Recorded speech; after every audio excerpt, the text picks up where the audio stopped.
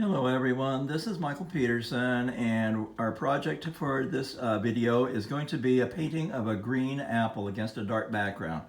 Now first of all, let's take a look at the green apple. I bought the rights to use this picture in this painting, and one of the things you'll notice here is that it's a green apple and it has water spots all over it. I tell you what, those water spots are going to take a long time for me to try to get those in. Now, the main thing that we are going to be studying on this painting here is going to be two things. One is going to be positive and negative shapes, and the other one is going to be opposite colors on the color wheel. First of all, the positive, negative space. The positive space is going to be the apple, the green that you can see there, and the negative space is the black on the top and the left of the apple, and you can also see some negative space on the right. I think what I'll probably do is I'll try to make that less negative space, a little bit more positive space. Now, here is a painting that I did. I got started when I was teaching a group class a few days ago. And we're doing the same painting, and I paint on a panel. I love painting on a panel, and so what I've got here is I've got a dark red background so far and a green apple, and as you can see, the green apple is pretty rough. And I don't look at this as a finished painting by any means. And anyway, we're going to be talking about that and working on that. And red and green are opposites on the color wheel. And so we're going to be working with that and trying to make a good composition out of it that just really feels luxurious and really, really sings.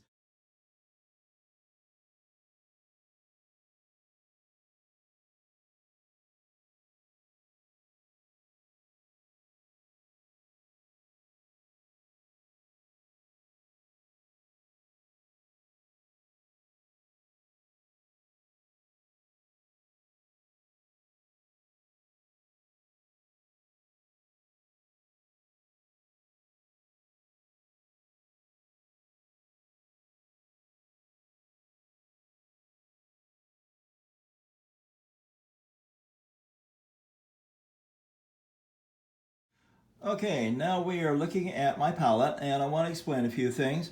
Right here, I've got my sap white, which leans a little bit towards the blue. It's not overly yellow. And here I've got my cadmium yellow, and I've got cadmium red, and then I have burnt umber, and I have white, and then titanium white, and then I have transparent white. Now what I've done is I've mixed my colors using these paints right here, and because I'm going to be working a lot in detail and not going to be doing a lot of other colors, I just went ahead and just did these colors, put them together, so that way I have less to clean up when I'm done. And I'm going to be spending hours doing these the water spots. Now what I've done is I mixed the sap green and also the cadmium red to make my dark green slash red. Now I kind of lean this, try to make this gray so it kind of balances between red and green. And then I've got another color here. Now, like I said, the sap green is a little bit too blue, so I mixed some yellows with this so that it leans more towards yellow. And then what I've done is I've made a stair step of colors as they get lighter. So darkest, next lightest, the lightest after that, and the lightest green. Now what you want to do is have a distinct step between each one, and how much of a step is up to you, but make sure each one is different. Now I'm also going to be adding whites, so for example my titanium white is more of a opaque white, and then I have a transparent white to help with some of the more subtle things so it doesn't look like a big blob of white but has a little bit more gentleness to it. Now what I'm going to do is I am going to, you won't be seeing me do this, but I'm going to take the darkest and put it somewhere here on my palette, and I'm going to start with the darkest and the next and the next and the next, and start ordering them so that it goes darkest, next, next, next to the lightest. And then that way I've got these, that way I have these in order. And reason why I'm doing this is because, let me come over here to the painting. As you see, we've got some of these different shades and gradients in the color. Now, being able to mix these colors ahead of time is going to save you a boatload of time when it comes time to start painting your colors in here. And so that is the reason why I pre-mix some of those colors, just so it isn't going to take me so much time. There's a lot less guesswork. And let's take a look at how I test to make sure that these colors actually work with the painting. Okay, now before we start painting the water drops that are on this apple, one of the things I want to point out is something that's on my my reference photo. Now, one of the things I want you to notice is that the light source is coming this direction here. Let me pull this back just a little bit so you can see it. The light source is coming this direction like so. A little bit more like straight down. That's the reason why you get the shadows down here, you get the highlights right up here. Now, with the water spots, when they're on the top, they're pretty much what you would expect. You just see that there's bright spots here on the top, and they're pretty transparent, so that you take a look here, and it just looks like the color of the apple, except maybe a little bit lighter because it's got the light in. But one of the things I want you to see, that as soon as it starts turning this curve here, and starts going sideways and down, what you see is something kind of opposite of what you thought you would see. Because the light's coming down here, notice that the light part of the droplet is down here and the dark is up here, which you would think would be just the exact opposite. Now this is because of the that it's not reflecting not reflecting light, it's refracting light. Well, if you take a look through a clear marble, and let's see, let me put it up here. If you take a look through a clear marble, what you would see, that if you were looking at it, is that things would look upside down. The things that you're looking at would look upside down. So this is the same thing is happening here. What it's doing is it's taking the image in here when you're looking through here and turning it upside down. So your dark is up here, and your light is down here. Notice over here, it's a little bit more pronounced. Dark is up here, light is down here, and even more pronounced. Let's take a look here. Dark is up here, light's down there, dark is up here, light's down there, and as it slowly fades into oblivion there.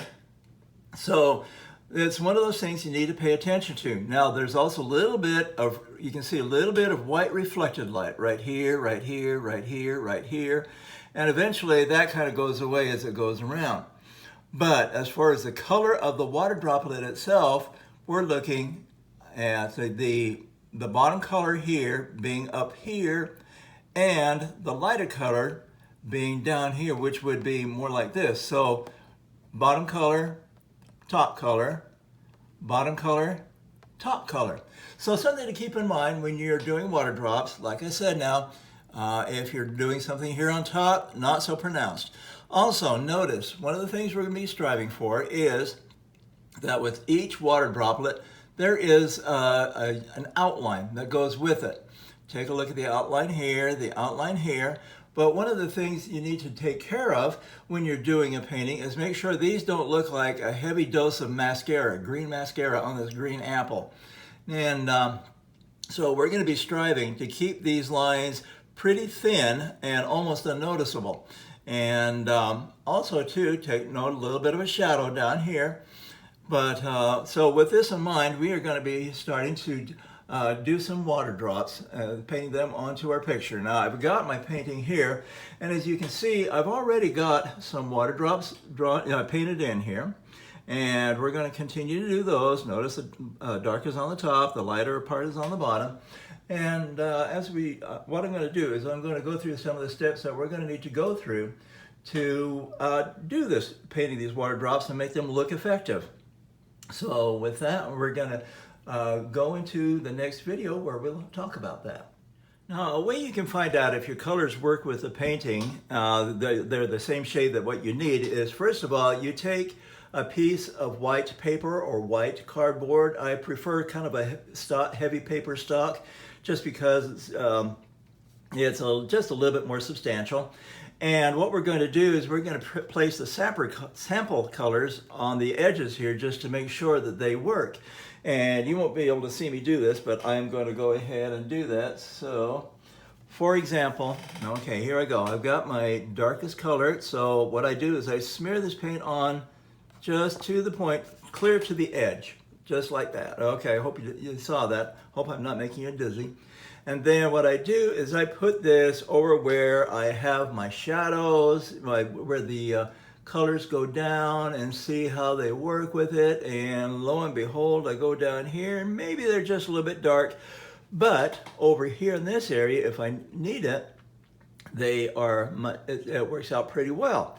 So if I ever have to touch some of that up, I can do it. Okay, now let me clean off my palette knife, and the next thing I do is I take the next darkest color, and I just take a little bit of it, and I just dab it onto here. So let me just dab. And one of the things you need to remember about this is do this under the same light as you have your painting. Otherwise, it's going to look a little bit goofy. It's going to come off as wrong. So as you can see here, this goes to a darker shade, and it starts looking a little bit better. But where this really comes in is where I start doing a little bit of the outline, but still just a little bit dark. So I may or may not be using that much, but at least I have it if I need it. And sometimes you can need it to mix some of your colors and make them a little bit darker, a little bit lighter. Okay, here's another one. Now, this one here's a little bit lighter. See how you can tell about this distinct steps in light and dark? Well, this one goes down to the side of the apple, and it starts making some sense down here. It starts coming to the downward side of the apple. And so that one's going to work out pretty well. Now, I'm going to go and I'm going to skip this next to the lightest and go to the lightest, because I think that one, first of all, I've got to clean off my palette knife. And then I'm going to go to this one here, and here we go. I'm going to the lightest green. I'm going to scrape that on there and make sure it goes clear to the edge, and make sure you put it up here right under the lights. Okay, so what I can see here is this works pretty well. Now, the reason why I'm doing that is because I want the colors that would actually fit with the darks, the lights, the mediums, whatever like that. I've got them already mixed. And then I can use either titanium white or transparent white on things like the highlights, or if I have to modify these colors just a little bit to make them work on that specific water drop. Okay, so with that in mind, what we're going to do is we're going to do some time-lapse painting or time-lapse video of the painting of the water drops. And we're not going to do all of them, but we're going to do some of these just so that you can get an idea of what it's like to do water drops. And I find these personally pretty challenging and time-consuming. But it's kind of like if you do strings on an instrument like a violin or a guitar or antenna of a butterfly, you kind of got to work it back and forth till you get it the right width and the right consistency. So we are going to go ahead and start doing some paintings.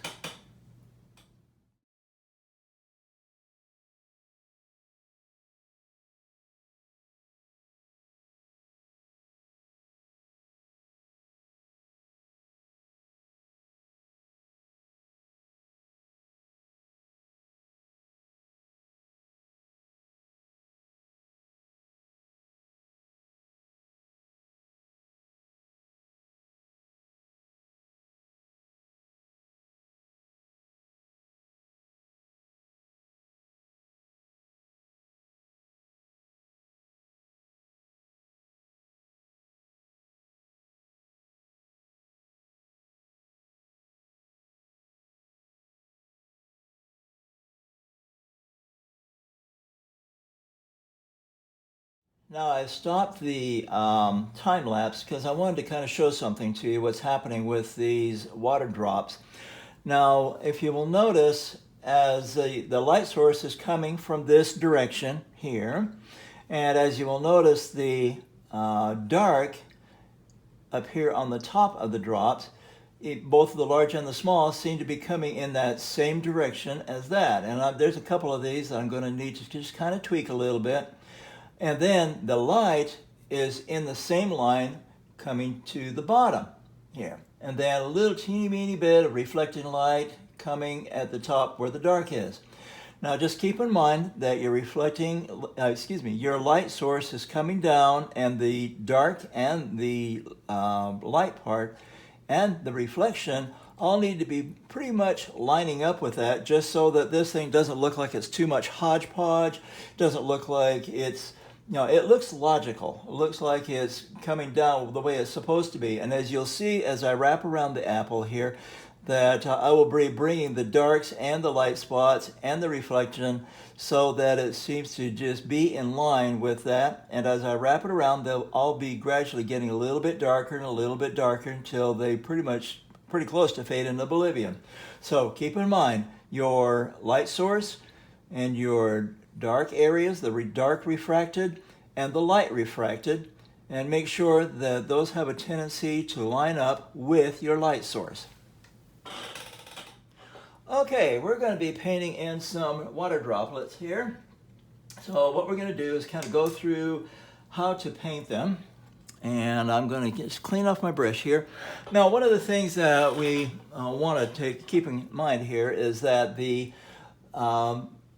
bottom part of this water droplet, where the light is inverted, is pretty much the same color as the apple, and the top part is pretty much the same color as a shadow, something that's rolling around in a shadow. There's also some highlight on the top and a little thin outline where these water droplets are. One of the biggest challenges for me is making sure that outline is flimsy enough and thin enough that it actually looks like the water droplet does not have a thick coating of green mascara around it. So what we're going to do is we're going to put in the hot spot, not the hot spot, we're going to put in the color of the apple, and then we're going to do a darker top on it, and then we're going to do a highlight, and then also do the circle around it, the outline, if you will. So first of all, we're going to start with a water drop right about here. So what I'm going to do is I'm going to take some of the apple paint right here, the apple green, and I'm just going to kind of lay this in. Now this is just a little bit light. I'm not worried about it. We're going to be pushing this paint around and mixing it a little bit and making this work. So now with that being that kind of green, let's kind of darken it up with the next step of green. Remember, we mixed them in distinct steps. So here we go. We take this one and mix the two together to make it so that it looks much more like the color underneath. Now, what we're going to do here is clean off my brush, and we're going to go to the next darkest color, and we'll probably be doing some mixing because of the gradual turnaround of the colors, and we want this upper part here to be darker, but we don't want it to look so green or so dark that it doesn't look like it's natural. So what we're going to do here is we are going to go to the top part, and we're going to bring this around gently. And we do a little bit more of that. Here we go. And bring a little bit more of this around. A little bit more of this around. Now you can start to see this bubble, this water droplet start to take shape. Okay, so we got a little bit of that there. Now, what we're going to do, and what I'm going to do here, is I'm going to take the script liner that I've got here. I use it for all my fine work, and especially if I have to do some very, very detailed either spots or line work. So I'm going to put this up here and just try to make this so it doesn't look like I just dipped my paint in titanium white and just plopped a spot there, which sometimes I do that and it looks like it. Okay, now I overpainted on that one spot, so let me get a little bit of that green back into here. One of the things you'll find is you'll go back and forth in your colors quite a bit, and that's okay. It's part of the game of being an artist. Okay, now pull this around a little, put that around a little bit.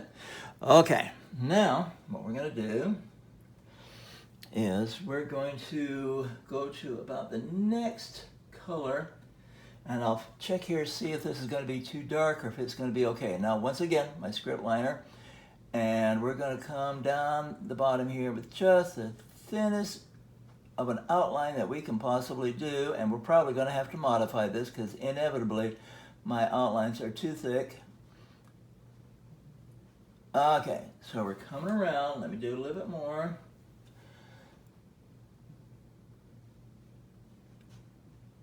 Okay, so we've got that.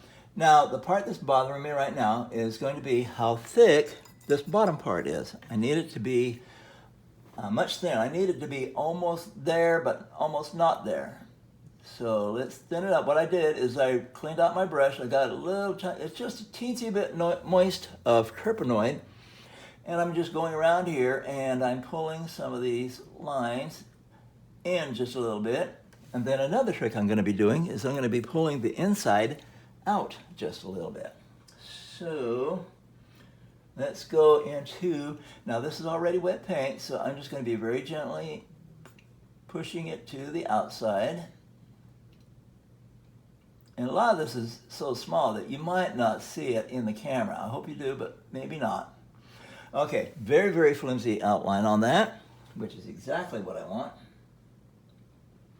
Now I'm going to get some titanium white on here and see if I can just make a little bit of a hot spot up here without making it look like it's just a blob of white. So just place the paint on there and then just kind of smooth it, brush it, mix it just a little tiny bit so it doesn't look too super obvious.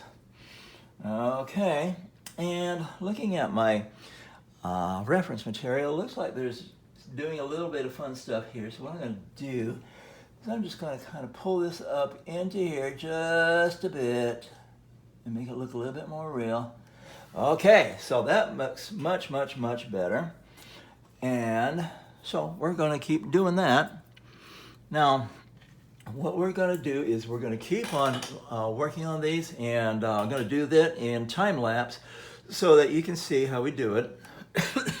And I'll be explaining as we go. Okay, off to the time lapse.